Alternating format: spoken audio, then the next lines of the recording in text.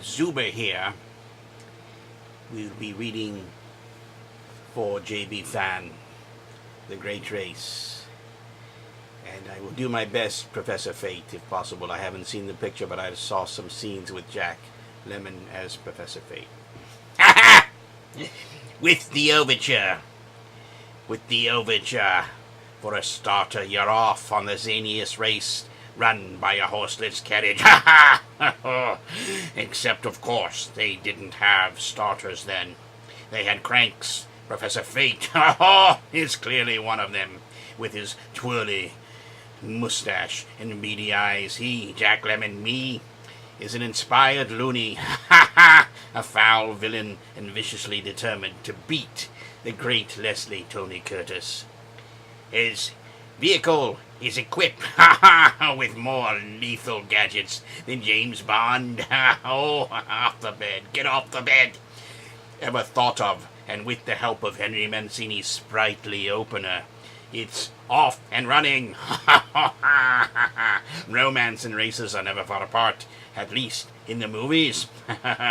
Here to prove it, the sweetheart tree is planted directly in the overture. One of Mercer and Mancini's most haunting love songs. It calls to mind those romantic gems, Moon River and Days of Wine and Roses. Ooh, I was in that too, Jack. Lemmon was in Days of Wine and Roses. Like these, and like those enduring hits, The Sweetheart Tree has the quality of timeless ballad rooted in the folk song tradition. The romance in this case, concerns suffragette Natalie Wood, and an intrepid reporter who hitches a ride with Tony Curtis as the race trundles westward from New York around the world to Paris. Push the button, Max. Professor Fate commands his assistant Peter Falk. Didn't he play Columbo? The trombone slides ominously to make it clear that this button will undoubtedly set off some nefarious deviltry.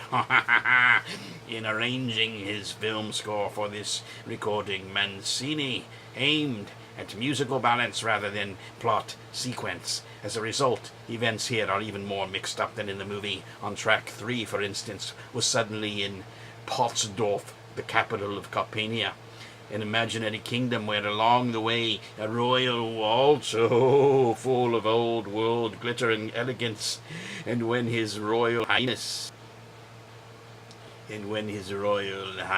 passes out from too much brandy, the celesta and harp twinkle him to sleep with night, sweet prince.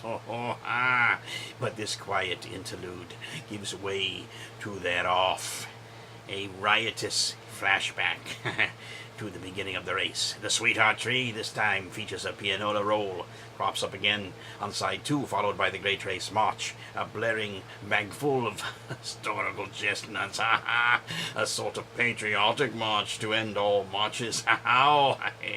While traversing the Texas prairie, the racers get entangled with Lily Olay, played by Dorothy Provine, a saloon singer with a wild eye and an itchy trigger finger.